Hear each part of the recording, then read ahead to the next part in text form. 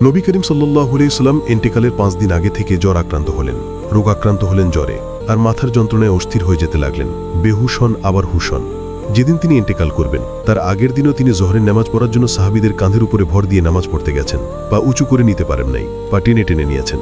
তিনি সেখানে খুতবা দিলেন, বললেন, ও আমার উম্মতেরা, এই পৃথিবীতে আল্লাহ রাব্বুল আলামিন তার এক বান্দাকে পৃথিবীর সব জাগতিক সম্পদ দিতে চেয়েছিলেন, কিন্তু সেই বান্দা সব জাগতিক সম্পদকে উপেক্ষা করে আল্লাহর সঙ্গে দিদার করা বেশি পছন্দ করেছেন। কেউ কিছুই বুঝল না। হযরত আবু বকর রাদিয়াল্লাহু তাআলা আনহু খুব কাঁদতে লাগলেন।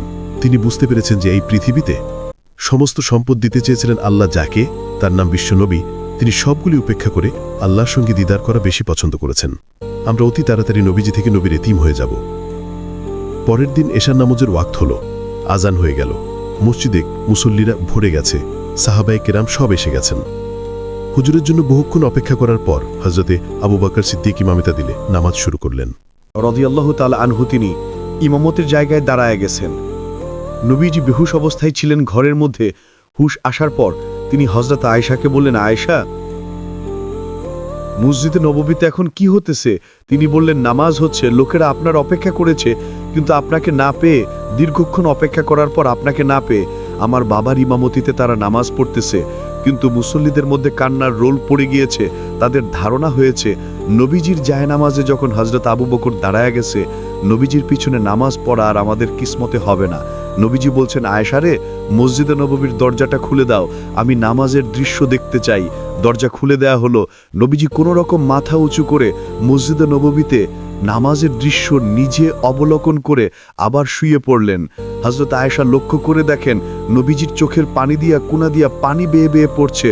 হযরত আয়েশা প্রশ্ন করলেন, ইয়া রাসূলুল্লাহ, নামাজের দৃশ্য দেখে কাঁদছেন কেন? হুজুর বলেন, আয়েশা রে, এটা কোনো দুঃখের পানি নয়, আমি কাঁদতেছি এই জন্যে, এই নামাজের জামাত কায়েমের জন্য তায়েফের ময়দানে অনেক রক্ত ঝরেছে, আবার ওহদের ময়দানে দান দান শহীদ হয়েছে, সাহাবা একরাম জীবন দিয়েছে। আজ আমি দেখতে পেলাম আমার উম্মতেরা জামাতে নামাজ পড়ছে। আমার ধারণা হলো ভবিষ্যতে কিয়ামত পর্যন্ত আমার উম্মতেরা এইভাবে জামাতবন্দী হয়ে নামাজ আদায় করবে। নবীজি আবার বেহুশে পড়লেন। মসজিদে নববী থেকে কেউ বাড়ি যায় না, সবাই কান্দে। আজ রাত বোধহয় নবীজি কাটাবেন না। মেয়েরা কাঁদতেছে, সাহাবায়ে কেরাম কাঁদতেছেন, আজওয়াজে মুতাহারাত তারা কাঁদতেছে। নবীজির আবার হুশ হল। তাকায় দেখেন ঘরের মধ্যে কান্নাকাটি, মসজিদে নববীতে কান্নাকাটি। সবথেকে বেশি কাঁদতেছেন মা ফাতেমা। নবীজি হযরত ফাতেমার কান্না দেখে ইশারা করলেন, কাছে আয়। হযরত ফাতেমা রাসূলের কাছে গেলেন। নবীজি কানে কানে কি যেন বললেন, কান্নাটা বন্ধ হয়ে গেল। হযরত আয়েশা জিজ্ঞেস করলেন, মা, তোমার আব্বা তোমার কানে কি বলল আর কান্না বন্ধ হয়ে গেল? হযরতে ফাতেমা বলে, আম্মাজি, আমার আব্বা আমাকে বললেন, মা ফাতিমা, তোমার কান্না আমার বরদাস্ত হয় না, কেঁদো না, আমি মৃত্যুর পরে সকলের আগে তোমার সাথে আমার দেখা হয়ে যাবে। হযরত ফাতেমা বলছেন, আম্মাজি, আমি বুঝতে পেরেছি আমার আব্বার এই কথার অর্থ কি। নবীজির ইন্তেকালের পরে আত্মীয় স্বজনের মধ্যে সবার আগে আমার মৃত্যু হবে, আর আমার পিতার সাথে আমি মিলিত হতে পারব। রাত যখন শেষ হয়ে এলো, নবীজির হুশ হয়েছে। তাকায় দেখেন হযরত জিব্রাইল দাঁড়ানো। হযরত জিব্রাইল নবীজির চেহারা মুবারকের দিকে তাকায়ে বলেন, আসসালামু আলাইকা ইয়া রাসূলাল্লাহ, আল্লাহ আপনাকে সালাম বলেছেন, আর আল্লাহ পাক জানতে চেয়েছেন আপনার মুখে আপনি কেমন আছেন।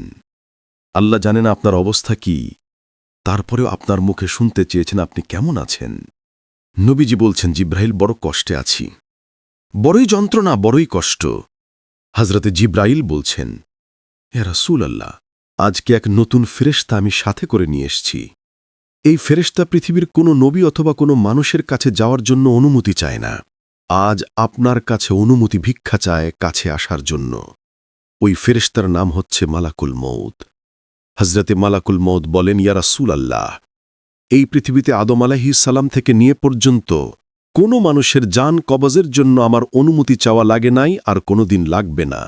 আজ আমি আসার সময় আল্লাহ বলেছেন আপনার জান কবজের জন্যে আমি যেন আপনার কাছে অনুমতি ভিক্ষা চাই। নবীজি বলছেন, আমি যদি অনুমতি না দেই তো কি?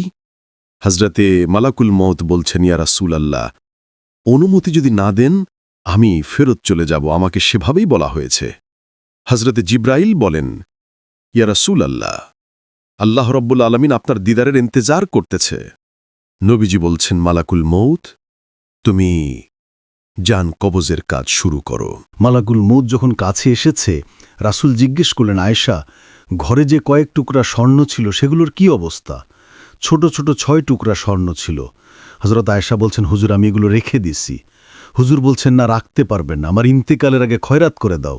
মোহাম্মদ আল্লাহর কাছে অবস্থায় উঠবে না যা তার ঘরের ভিতরে সোনা ছিল, দিয়ে খয়রাত করে দাও। হজরতে মালাকুল মউত রাসূলের জান কবজ শুরু করে দিলেন। রাসূলুল্লাহ জীবনের শেষ কথা বললেন, আসসালাত, আসসালাত। আমার উম্মতেরা, বিদায় লগ্নে বলে গেলাম, নামাজ, নামাজ, নামাজ ছেড়ে দিও না। প্রিয় ভাইরা, নবী করিম সাল্লাল্লাহু আলাইহি ওয়াসাল্লাম বিদে জীবনের শেষ কথা বলে গেছেন নামাজ। সেই নামাজই আমাদের যথেষ্ট সব অবহেলা। স্ত্রীকে নামাজ পড়ান, বউকে নামাজ পড়ান, ছেলে মেয়েকে নামাজ পড়ান। দোকানদার ভাইরা যখন আজান হয়ে যাবে দোকান বন্ধ করে দেন, আপনি আপনার কর্মচারীরা নামাজ পড়তে যান। যতটুকু প্রিয় ভাই সব, আল্লাহ রব্বুল আলামিন পরীক্ষার জন্য আমাদেরকে এই ময়দানে ছেড়ে দিয়েছেন। প্রশ্ন কি হবে আল্লাহ সব বলে দিয়েছেন। প্রশ্ন কি হবে তোমার যৌবনী ব্যাপারে প্রশ্ন করা হবে, কোন পথে ইনকাম করেছো প্রশ্ন করা হবে, কোন পথে খরচ করেছো প্রশ্ন করা হবে। মালাকুল মউত যখন কাছে এসেছে, রাসূল জিজ্ঞেস করলেন, আয়েশা, ঘরে যে কয়েক টুকরা স্বর্ণ ছিল সেগুলোর কি অবস্থা? ছোট ছোট 6 টুকরা স্বর্ণ ছিল। হযরত আয়েশা বলছেন, হুজুর, আমি এগুলো রেখে দিছি। হুজুর বলছেন, না, রাখতে পারবেন না, আমার ইন্তেকালের আগে খয়রাত করে দাও।